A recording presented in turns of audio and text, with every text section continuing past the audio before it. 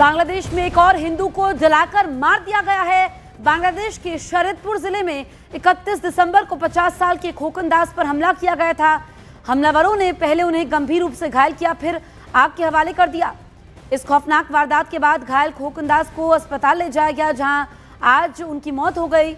बांग्लादेश में हिंदुओं को लगातार निशाना बनाया जा रहा है। लगातार पूरी दुनिया में बांग्लादेश की थू-थू हो रही है। और आप देखिए कि खोकन दास की मौत हो गई है अस्पताल में, तो एक और हिंदू की हत्या हुई है, टारगेट किलिंग हो रही है। अल्पसंख्यक वहां पर सुरक्षित नहीं है और जो इस वक्त बांग्लादेश में हालात बने हुए हैं वो चिंताजनक हैं, खतरनाक हैं। और खोकन दास को जलाया गया, अब अस्पताल में उनकी मौत हो गई है। तो बांग्लादेश में एक और हिंदू को जलाकर मारा गया है। बांग्लादेश के शरीयतपुर जिले में 31 दिसंबर को 50 साल के खोकन दास पर हमला हुआ था। हमलावरों ने पहले उन्हें गंभीर रूप से घायल किया, फिर आग के हवाले किया था और खोकन दास को अस्पताल ले जाया गया, जहां आज उनकी मौत हो गई है। तो एक के बाद एक ऐसी बर्बर तस्वीरें बांग्लादेश से सामने आ रही हैं जो इंसानियत को शर्मसार करती है, जोकती हैं, झकझोरती हैं। पल्लवी घोष हमारी सहयोगी ज़्यादा जानकारी के साथ मौजूद हैं। पल्लवी, यहाँ पर जिस तरीके से लगातार हिंदुओं को टारगेट किया जा रहा है, एक और हिंदू को जलाकर मार दिया गया है।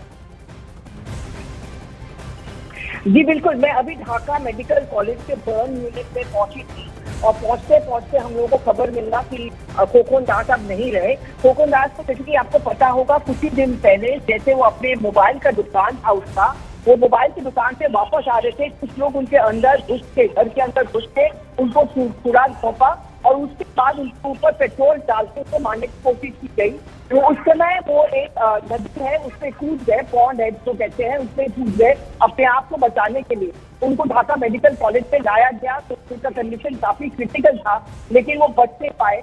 मैं उनकी बीवी सीमा दास से बात कर रही थी, इसके अलावा उनकी बहन से भी बात कर रही थी और दोनों की हालत आप समझ सकते हैं कैसे होगा। लेकिन इस समय वो लोग इस बात को लेकर नाराज है कि अक्यूज जो आरोपी है उसका फोटो है, लेकिन उसके अलावा इसके बावजूद उनको अभी तक कोई कार्रवाई नहीं की गई है। हम किसी से हमारी कोई रंजिश नहीं थी, हम साथ मिलकर रहते थे, तो ऐसे में ऐसा क्या हुआ कि उनको अटैक किया गया। उनका कहना है ये है कि हम खून के बदले हमें भी बदला लेना है और हमें भी उसी तरह से बदला लेना है जिस तरह से खोकन दास को जलाने की कोशिश की गई थी।